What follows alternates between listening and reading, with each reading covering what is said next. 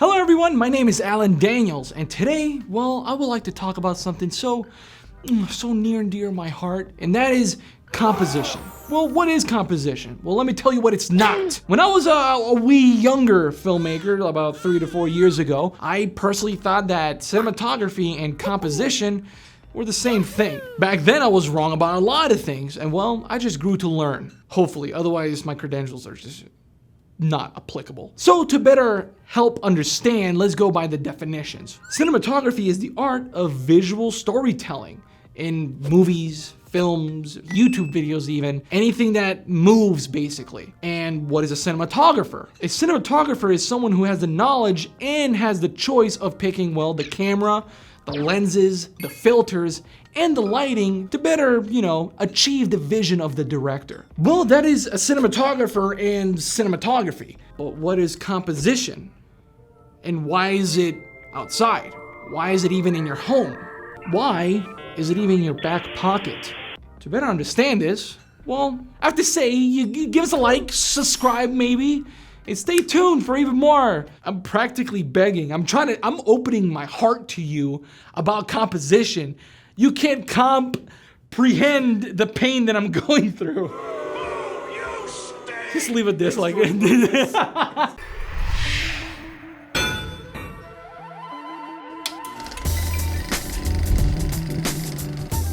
Composition, in its definition, refers to how the elements appear in respect of each other in the frame. A great example is any piece of art out there, even your favorite one. Notice how element A plays off to element B. So where are these elements inside the scene? Is element A in the foreground while element B is, further off? And how does that make you feel? And notice that different composition and different angles will communicate differently on what's going on inside that scene. Basically quite literally telling you how you should feel. Composition has their own set of rules, one of the most popular ones being the rule of thirds, or the golden ratio, or as I like to think of it, more like guiding lines, mostly because they're just lines in the screen. Grab one of your favorite stills and favorite shots of your movie and apply that grid on it, and you'll notice that a lot of the times they're not perfectly inside that rule, but because of the composition and the balance of that frame, you really don't pay attention to it and you actually grow to like it. Also, notice that quite literally everything out there is inside of a box a lot of the times. Even before film was created, art was inside of frames, literally inside of a frame. And it was all about finding that perfect balance. To further prove my point, look at this video. Where are we right now? In a big frame. Look at your phone. What is it? It's a frame literally inside of your pocket. If you go outside and look at a building, what do you see? Frames on frames on frames on frames. Why doesn't it not bug you? Because we just like it. We've grown to like it as human evolution progressed. Our tiny little walnut brain said, hey, this is how it should be. So let's talk about the history of composition and I guess history of filmmaking in general. For that, I'm just gonna grab a big example called A Trip to the Moon. Look at this still right here. What is the first thing that you notice? It's shot like a play. Why is that? Well, that's just what we're used to. We didn't know enough about filmmaking to change that. And when we did, the results were a bit scary. And another great example, The Great Train Robbery, in which the very end of the film, it showcases a man in front of the camera looking straight down the barrel, pointing a gun at it and begins to shoot. Can you imagine being at that day and age? Well, your tiny little walnut brain couldn't comprehend what's going on. A literal giant is gonna shoot you with a gun. That is frightening. Also, can we talk about A Trip in the Moon where the guy goes berserk, picks up a Moon King, and body slams him into the floor and turning him into dust? Your entire government's gone. Your entire hierarchy is gone because someone just poofed them into nothing, okay? So enough about this history lesson, who cares, right? It's just literally what made films what they are today. Let's talk about a modern day film. One of my favorite ones actually, Shape of Water. This film was directed by Guillermo del Toro and DP'd by Dan Loutson? Sorry? He also DP'd John Wick Chapter 2 and Chapter 3, Crimson Peak, and a plethora of the other movies. So, as I'm about to head over to my desk and showcase this, keep in mind, spoilers, okay? Huge spoilers. This scene is incredibly important in the movie, and it's, without context, probably not understand what's going on. So if you want to like jump to this timeline where we're done talking about it, more than welcome. So let's just go onto my desk and get on with it, okay? Also, this is just my personal emotions that I feel in this, okay? This is just what I felt. Maybe you felt something different. We can talk more about it on the comments below. Please keep in mind, this is my opinion. So let's go. And we're here. What are you looking at right now? You're looking at a frame within a frame. I didn't do this on purpose. It just happens to be that way. Roger Deacon's more like Roger dicking around, am I right? Let's go into It's dark. So right here, as you can clearly tell, is The Shape of Water, the dance scene. Right in this frame, who you're seeing is our character Eliza, who's played by Sally Hawkins. And right here, believe it or not, it might be a little too dark, that is our little water, not little, he's literally 7 feet tall. That is our water monster played by Doug Jones. What you're looking at right now is a dirty OTS, or over the shoulder shot. And why it's dirty is because, well, you have all this in the foreground. They're out of focus, giving you a little bit of perspective of who is in the frame at the moment. Like I said, we have our lead right there and our water creatures. That just establishes where we are in the scene. So what are you looking at right now? Right here, dead center, daily thought. Life is but the shipwreck of our plans. Wow, how fitting, especially for what's about to happen. What we're seeing in frame and through its composition, and what we know inside the scene is, well, obviously, on this side we have Eliza, and right here we have a water creature. The way I perceive this scene is, well, on this side here, we have her fantasy. She's in love with this creature. She sees a lot of herself inside this creature, and vice versa. And right here, we have reality. Reality coming between her and her fantasy. And as you're gonna see in this pan/tilt movement here, it proves me right in a way. Look at that. Oh, there he is. He says egg. So in that last camera movement, we see our water creature right here, the thing that she's in love with, so in love with. And he signs, you know, egg, which what he's eating. But my little brother pointed this out when we saw this in theaters, that in a way it can be perceived as she has an egg inside of her because of him, because they But regardless, also right around here, we have some neat shapes over here. And around this area here, we have a couple of bookcases making a little bit of a leading line towards our creature. The camera movement that you're seeing right now is a dolly in. Our perspective is changing because, well, we see two subjects. We see a creature and a woman, and we're trying to understand what's going on. So in a way, the camera's moving in to, you know, lean in, paying a little bit more attention in a way. Especially on her, which right now she's trying to communicate to the creature. And as the camera is dollying in a way, personally, it makes me feel like, come on, you got it. You got it. Just egging her on a little bit by moving in closer. She tries to sign to him that you will never understand. And clearly, he doesn't get it, unfortunately. And right here, what are we seeing?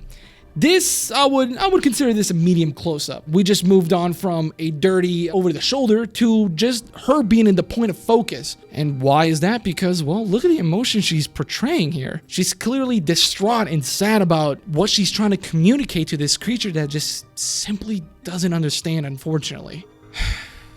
Yikes. If I get a little bit emotional, ignore that. Also notice the leading lines coming across here. We have this nice emptiness, and she's the only one who's like perfectly well lit. Also this shape here, all of it making literally just lines pointing at her. Pay attention to this. She is sad. You should feel sad. Oh, fuck. Whew, okay, right now what we're seeing is another dolly in. We just saw this woman be distraught by the fact that she can't say I love you to her significant other. Again, we just want to dolly in. We want to come in closer. We want to feel more. Our feelings are so connected to her that we just want to be closer, almost to like hug her, to like say, hey, we've been there too. Come here. It's okay. But then Guillermo del Toro says, no, guess what? What just happened? Everything here that was perfectly lit has gone dark. We have quite literally a spotlight on her. How do we know? Well, look at that shadow right there. That's her shadow. Literally, that's her shadow. There's literally a spotlight right there. Why is this? Why is the cinematography changing so much? Why is the composition suddenly switching in a way? Early in the movie, it showcased that she's a huge fan of black and white musicals. Also, Eliza is mute. She can hear, but she can't talk. This just emphasizes even heavier that emotion just proceeds beyond that limitation. And you can see right here as she tries to physically say, you'll never understand that how much I love you.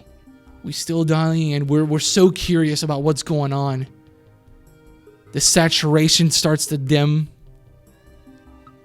It's going into a black and white. Why is it going to a black and white? You'll find out.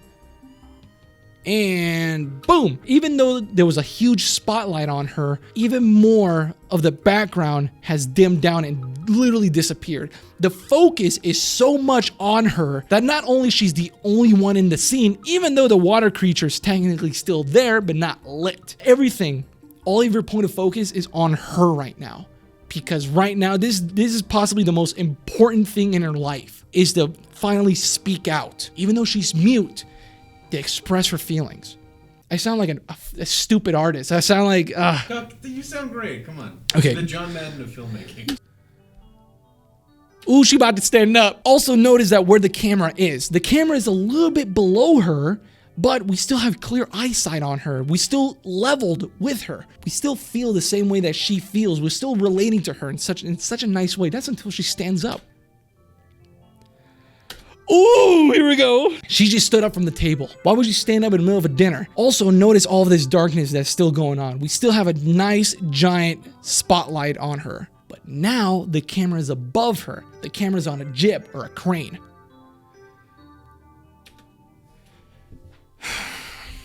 This is where blocking and cinematography meet. Right now, we're seeing this huge contrast right here. Her face is literally split in half between light and darkness. Also notice, this goes a little bit more into directing, but notice her expression. Notice how throughout the entire movie, everything is well acted. Everything is so subtle, so human. But now we're moving on to this. She's literally grasping at her heart. Almost like Charlie Chaplin in a way, those old black and white musicals she loved, where she's going like, I'm feeling so much for you, and like, look how much I care, stuff like that. These big movements that just communicate so much better. Oh, okay, so as she's doing this huge movement, the camera just says, this is all on you, girl. You're about to kill it. The jib just dollies out, almost as if she told the camera to just get out of my way. I'm about to make this huge movement. Watch this. Ah! Ooh, okay. So what do you see right here? This is not The Lighthouse. You will not find Willem Dafoe and Robert Pattinson up here. All these leading lines pointing to the center of attention. We have a band here, and then beautiful stars, right? This beacon of light can literally symbolize anything. But to me, it symbolizes that this creature is the light of her life. I feel like these leading lines just proving even further. Look at this. Look how the scene has suddenly changed. Oh my God. This is where the rule of thirds kind of kicks in a little bit more. In the frame, obviously, we have the rule of thirds, which is right here. Clearly not perfect, but everything is so nicely well balanced. We have our creature silhouetted in a way because, well, this is still all about her. By the way, she looks beautiful. I just want to express that. Where's the creature at? Directly in front of that lighthouse. Am I right or am I full of comment below? As it continues on, this is where the cinematography changes and the composition changes along with it. Notice that every time they're dancing separately, they're using the rule of thirds to have that perfect, nice balance. And even though his head is being cut off, the focus is still on her. She's dressed in white in a black and white shot. She sticks out like a sore thumb. And she gives a hand, and boom, they're finally together. This is where her love of old musicals come into a reality, and this is where the cinematography and composition changed, because, well, like I said earlier, a lot of the times everything was shot like a play and everything was in the center. Please notice that every time they're dancing together, they're always in the center of the frame, and only when separated, that's when the rule of thirds come in. Boom, right here. The camera dollies out and jibs up, and what do we see? Nothing but leading lines. These leading lines are just going straight to them. Even the lighthouse has its own leading lines pointing down. This is making a huge, basically a crosshair to showcase who our focus is. It's both of them, their love for each other, how they're dancing so magically. I sound like a madman, but that's fine. Oh, man. This isn't over the shoulder, right? Look at that. Look how stinking happy she is for this filthy, disgusting water creature. And again, all these high angles because they're showcasing the dance. They're showcasing their beautiful movement and choreography, and they're blocking. Again, even more leading lines all over the place. And also notice the separation between our characters here. Our water creature, even though he's still silhouetted, look at the amount of detail that he has. We still notice it and we can still see him. On her, how white she is compared to the background, it's a nice rule of separation right there, and we still notice them. And right here, like a book ending, the scene just ends with both of them together, and everything is starting to come into darkness. Still in the center of the frame, we have these leading lines pointing right at them, including this right here. And we have this beautiful spotlight just showcasing her. This is all about her. The entire time we don't understand what the water creature feels, but we know that they care for each other no matter what. And that's a bit of a match cut right here, directly on top of each other. And even though the lighting changes, even though her wardrobe changes, everything changes about her, we really don't care, because Guillermo del Toro knows how to ease us in back into the scene. So she's still singing, and slowly her character comes back. She becomes mute again. Her fantasies are gone. And you'll never understand. And right here, another beautifully important shot. Even though we just displayed the beauty that they are together, they're still separated. Look at the distance between them. There's this table between them. There's also this line right here, creating another, crosshair, but they're separated still. It's clearly displayed that even though they love each other because of their species, they're still separated. And as we back away from this fantasy, we slowly realize that, you know what? Unfortunately, reality always wins at the end. That's at least what I feel. If you guys felt anything different, please let me know. Also, give me some time stamps so I can really follow you through, because I will be communicating, about this. Let's see where it finishes. Look at that.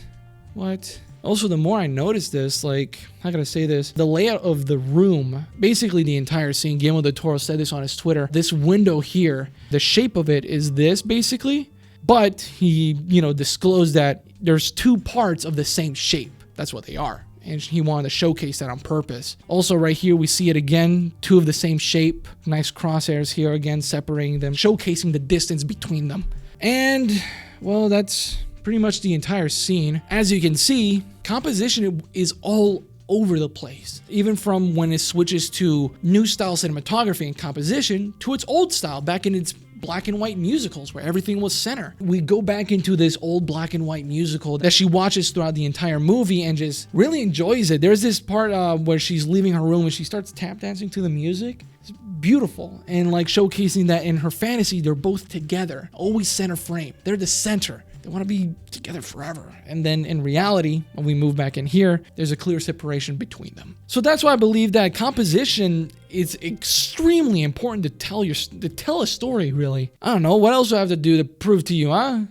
You want me to do more videos? I do. I guess we should move on to the main studio. How do I close this without you guys seeing everything in my desk? I'm just going to leave it. I'll see you guys back. Wow, I totally did not break down during that scene. I guess this is my TED Talk about composition and how important it is to deliver a story. Without it, well, if we were still stuck in the... Honestly, I kind of want to call it the Stone Age of filmmaking because it was pretty flat back then, but now we can see the importance of it. The best way to tell between a novice filmmaker and a seasoned one, well, it's composition a lot of the times, along with other elements here and there, but a true storyteller knows how to frame their shots to better emphasize what they're trying to say. So that's my TED Talk, I guess. If you want to see more of this, which I personally want to do, I kind of want to dive into some of the stinkier films and talk about the composition on those and how they don't work, and maybe give my 2 cents or how to make them better, I guess. Thank you so much for stopping by. Please, if you find this interesting and you want to see more of this, please give us a like, a dislike. Talk to us in the comments. What can we do better? What can we do worse? Thank you so much and appreciate it, and see you in the comments below. Get out of here.